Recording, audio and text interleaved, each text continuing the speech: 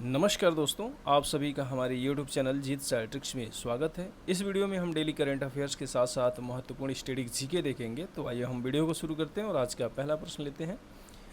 पहला प्रश्न है, बजट 2024-25 में रक्षा क्षेत्र के लिए कितनी धनराशि आवंटित की गई है? तो इसका सही आंसर है ऑप्शन ए 4.54 लाख करोड़ रुपये रक्षा क्षेत्र के लिए आवंटित की गई है। जबकि 2.65 लाख करोड़ रुपए जो आवंटित किए गए हैं वो ग्रामीण विकास के लिए किए गए हैं। ये भी याद रखिएगा, ग्रामीण विकास के लिए आवंटित धनराशि कितनी है? 2.65 लाख करोड़ रुपए है।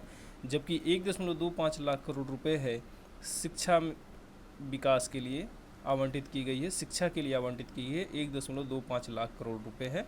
और 1.51 लाख करोड़ जो है कृषि विकास के लिए, कृषि और संबद्ध योजनाओं के लिए है। तो कृषि से संबंधित योजनाओं और कृषि को विकसित करने के लिए 1.51 लाख करोड़ रुपए आवंटित किए गए हैं।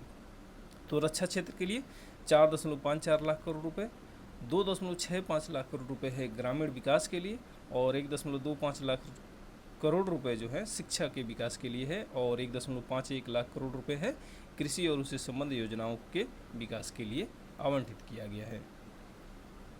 हाल ही में चर्चा में रहा विष्णुपद मंदिर किस राज्य में स्थित है? तो इसका सही आंसर है बिहार राज्य में स्थित है। बिहार के गया जिले में ये विष्णुपद मंदिर स्थित है। और बजट 2024-25 में इस विष्णुपद मंदिर कॉरिडोर को विकसित करने का संकल्प लिया गया है। ये भी ध्यान में रखिएगा। जो विष्णुपद मंदिर है ये भगवान विष्णु को समर्पित है, भगवान विष्णु को समर्पित है। और यह फल्गु नदी के किनारे, याद रखिएगा नदी का नाम, फल्गु नदी के किनारे स्थित है यह मंदिर। और इसकी स्थापना जो हुई थी, इसको याद रखिएगा, डेट पूछा जा सकता है। तो इसकी स्थापना 1787 ईस्वी में किया गया था। जो रानी अहिल्याबाई होलकर थी उन्हीं के आदेश पे किया गया था। तो अहिल्याबाई होलकर के आदेश पे इस मंदिर का निर्माण किया गया था।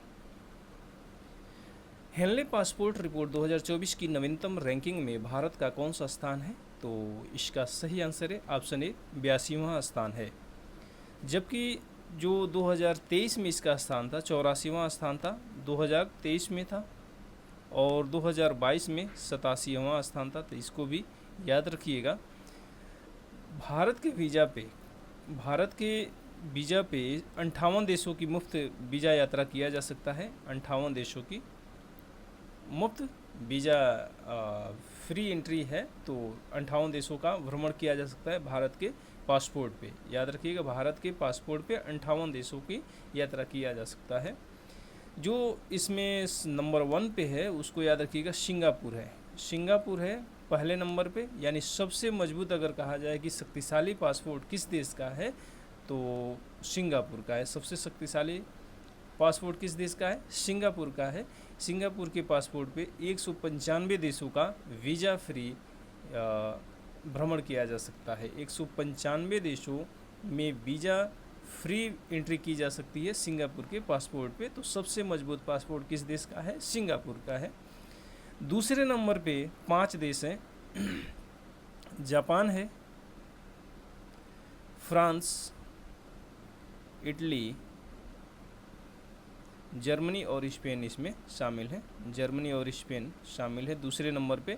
और इनके पासपोर्ट पे 192 देशों का वीज़ा फ्री एंट्री की जा सकती है। 192 देशों में बिना वीज़ा के जाया जा सकता है। तो वीज़ा फ्री एंट्री है 192 देशों में। सिंगापुर के पासपोर्ट पे 195 देश। जबकि भारत की अगर बात करेंगे तो 58 देशों में वीज़ा फ्री एंट्री मिल जाएगी। ठीक है, तो ये इसको याद रखिएगा। हाल ही में प्ले स्पोर्ट के बने ब्रांड एम्बेसडर में कौन शामिल नहीं है? तो इसका सही आंसर है बजरंग पुनिया इसमें शामिल नहीं है। सानिया मिर्जा, मैरी कॉम और रणविजय सिंह, इन तीनों को प्ले स्पोर्ट का ब्रांड एम्बेसडर बनाया गया है। तो इसको याद रखिएगा। हाल ही में एनटीपीसी ने किस राज्य में ग्रीन चारकोल संयंत्र स्थापित करने की घोषणा की है? तो इसका सही आंसर है ऑप्शन सी, हरियाणा में स्थापित करने की घोषणा की है। जो ग्रीन चारकोल होता है कचरे से बनाया जाता है, कचरे से बनाया जाता है और इसको ईंधन के रूप में, खनिज कोयले के साथ ईंधन के रूप में इसका इस्तेमाल किया जाता है। एनटीपीसी की स्थापना भी याद रखिएगा। एनटीपीसी की स्थापना हुई थी 7 नवंबर 1975 को इसकी स्थापना हुई थी और इसका जो मुख्यालय है, हेडक्वार्टर है, नई दिल्ली में स्थित है और इसको 2010 में महारत्न कंपनी घोषित किया गया था, महारत्न का दर्जा दिया गया था एनटीपीसी को, इसको भी याद रखिएगा। और जो हरियाणा के सीएम हैं इनको भी याद रखिए। हरियाणा के सीएम इस समय वर्तमान में कौन है, तो इनको याद रखिएगा, नायब सिंह है, नायब सिंह हैं हरियाणा के सीएम। जबकि यहाँ के जो गवर्नर हैं बंडारू दत्तात्रेय हैं, बंडारू दत्तात्रेय हैं यहाँ के गवर्नर और सीएम जो है नायब सिंह हैं। बजट 2024-25 में किस कर को समाप्त करने की घोषणा की गई है, तो इसका सही आंसर है ऑप्शन बी, एंजल टैक्स को समाप्त कर दिया गया है। बजट 2024-25 में एंजल टैक्स को समाप्त कर दिया गया है। जो एंजल टैक्स है इसकी उत्पत्ति हुई थी आयकर अधिनियम 1961 की धारा जो 56(2) थी, उसी के तहत इसकी उत्पत्ति हुई थी और 2012 में इसको पहली बार पेश किया गया था। शेयर बिक्री के माध्यम से जो काला धन आता था उसे रोकने के लिए, तो शेयर बिक्री के माध्यम से काला धन को रोकने के लिए 2012 में इसको पेश किया गया था। और यह किसी कंपनी तब लगाया जाता था जो असूचीबद्ध कंपनियां थी। असूचीबद्ध जो कंपनी थी, असूचीबद्ध कंपनी किसी निवेशक को अगर उसके उचित बाजार मूल्य से अधिक कीमत पर शेयर जब जारी करती थी तो उस पर एंजल टैक्स लगाया जाता था। तो एंजल टैक्स को अब समाप्त कर दिया गया है, इसको याद रखिएगा। इलेक्ट्रिक मोबिलिटी प्रोत्साहन योजना 2024 की अवधि कितने महीने की है, तो इसका सही आंसर है 4 महीने की है, ऑप्शन बी इसका सही आंसर है। इसकी शुरुआत 1 अप्रैल 2024 से 31 जुलाई 2024 तक है। तो 1 अप्रैल 2024 से 31 जुलाई 2024 तक है, इसको याद रखिएगा। 4 महीने की इसकी अवधि है। और इसका उद्देश्य क्या है, इलेक्ट्रिक मोबिलिटी प्रोत्साहन का उद्देश्य क्या है, तो इसका जो उद्देश्य है कि देश में इलेक्ट्रिक वाहनों को अपनाने में तेज़ी लाना है। इलेक्ट्रिक वाहनों और विशेष करके दोपहिया और तिपहिया के वाहनों को अपनाने के लिए तेज़ी लाना है। और इसमें 50 करोड़ रुपए की परिव्यय वाली एक सीमित योजना अवधि इसमें शामिल किया गया है। 500 करोड़ रुपए की जो ये इलेक्ट्रिक मोबिलिटी प्रोत्साहन योजना है, इसका जो परिव्यय है 500 करोड़ रुपए का एक निधि योजना है यह। और इसमें इसका उद्देश्य क्या है, इलेक्ट्रिक वाहनों विशेष करके दोपहिया और तिपहिया वाहनों को अपनाने के लिए तेज़ी लाना है, लोगों में इसको प्रचलित बनाना है। और इसकी अवधि जो होगी 1 अप्रैल 2024 से 31 जुलाई 2024 तक होगी, इसको भी ध्यान में रखिएगा। हाल ही में किस विभाग ने डीजीपी नाम से नेशनल एड्रेसिंग ग्रिड का एक बीटा संस्करण जारी किया है, तो इसका सही आंसर है भारतीय डाक विभाग के द्वारा, ऑप्शन बी इसका सही आंसर है, भारतीय डाक विभाग के द्वारा यह जारी किया गया है। जो डीजीपीन है, डीजीपीन को याद रखिएगा, इसका फुल फॉर्म भी डिजिटल होता है, डिजिटल पोस्टल इंडेक्स नंबर है।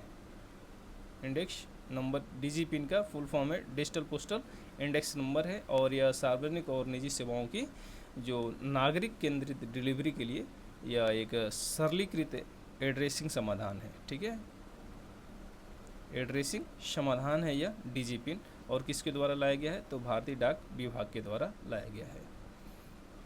हाल ही में state of the world's forest report 2024 किसके द्वारा जारी किया गया है, तो इसका सही आंसर है ऑप्शन ए, खाद्य एवं कृषि संगठन के द्वारा, FAO के द्वारा इसको जारी किया गया है। फूड एंड एग्रीकल्चर ऑर्गेनाइजेशन के द्वारा इसको जारी किया गया है, तो इसको भी ध्यान रखिएगा, FAO के द्वारा इसको जारी किया गया है।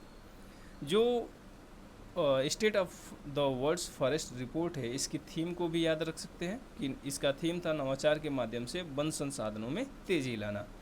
नवाचार के माध्यम से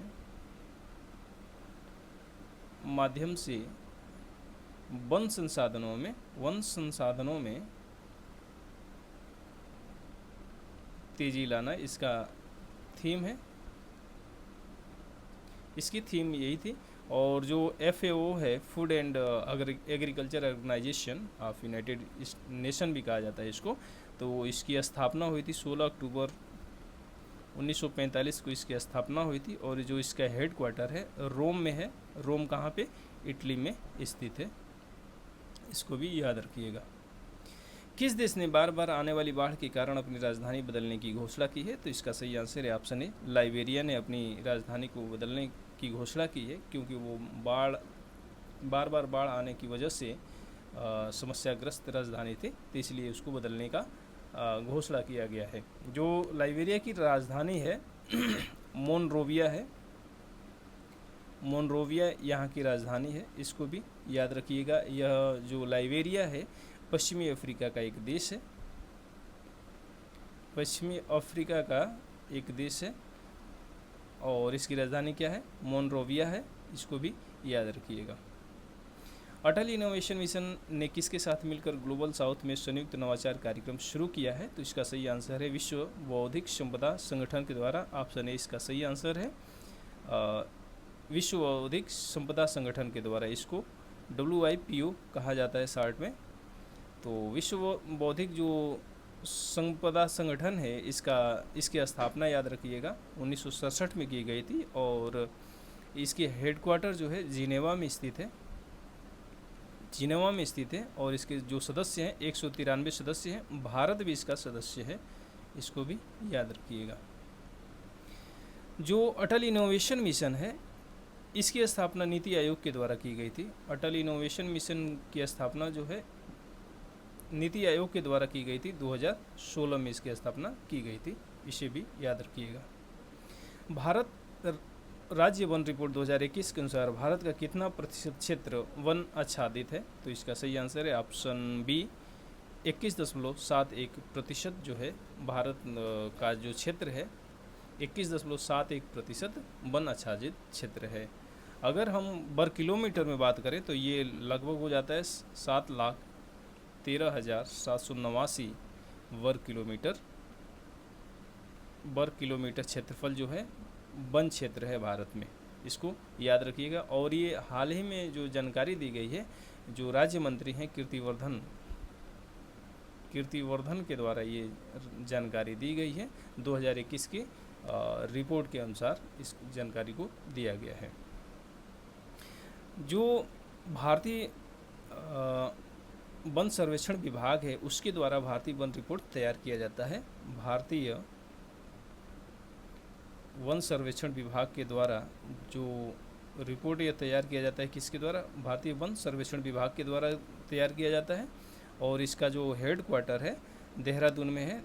देहरादून कहाँ पे है? तो उत्तराखंड में स्थित है, तो देहरादून को याद रखिएगा। भारतीय वन सर्वेक्षण विभाग कहाँ स्थित है? देहरादून में, उत्तराखंड में स्थित है। और यह केंद्रीय पर्यावरण मंत्रालय के अधीन एक विभाग है, ठीक है।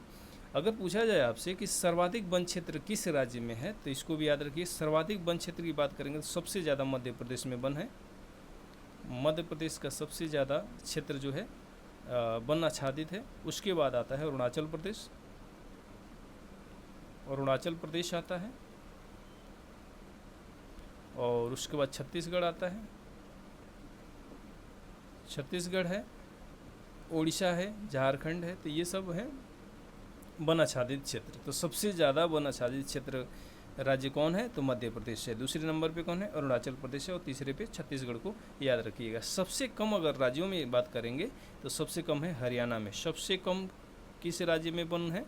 तो हरियाणा में सबसे कम है। और अगर केंद्र शासित प्रदेश की बात होगी तो चंडीगढ़ को याद रखिएगा। चंडीगढ़ में सबसे कम वन आच्छादित क्षेत्र है चंडीगढ़ में। और राज्यों की बात करेंगे तो हरियाणा में सबसे कम वन आच्छादित क्षेत्र है। हाल ही में चर्चा में रहा कलारीपयट्टू किस राज्य का पारंपरिक मार्शल आर्ट है? तो इसका सही आंसर है केरल राज्य का यह पारंपरिक मार्शल आर्ट है। कलारी व या टू जो है केरल राज्य का पारंपरिक मार्शल आर्ट है। कहा जाता है कि जो ये कलारीपयट्टू जो है, इसकी जो शुरुआत की गई थी या ये इसके जो प्रवर्तक थे वो परशुराम थे, जो ऋषि परशुराम थे, उनके द्वारा इसको शुरू किया गया था। इसमें जो कलारी है, कलारी का मतलब होता है युद्ध का स्थान और पयटू का मतलब होता है लड़ाई। तो जो लड़ाई इसमें सिखाया जाता है, युद्ध सिखाया जाता है, एक तरह से एक मार्शल आर्ट की शैली है। इसमें 3 शैलियाँ होती हैं। वटेन थिरिप्पू शैली होती है। इसमें 3 शैलियाँ, कितनी शैलियाँ होती है? 3 होती हैं। एक होती है वटेन थिरिप्पू शैली, एक बटेन थिरिप्पू शैली होती है, एक अराप्पू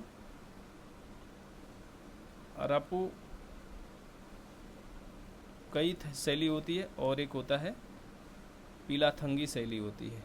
तो ये 3 शैलियाँ इसमें होती है। वटेन थिरिप्पू, अराप्पू कुई शैली होती है, और एक होता है पीलाथंगी शैली होती है। तो इसको याद रखिएगा, यह केरल का पारंपरिक मार्शल आर्ट है। इस वीडियो में बस इतना।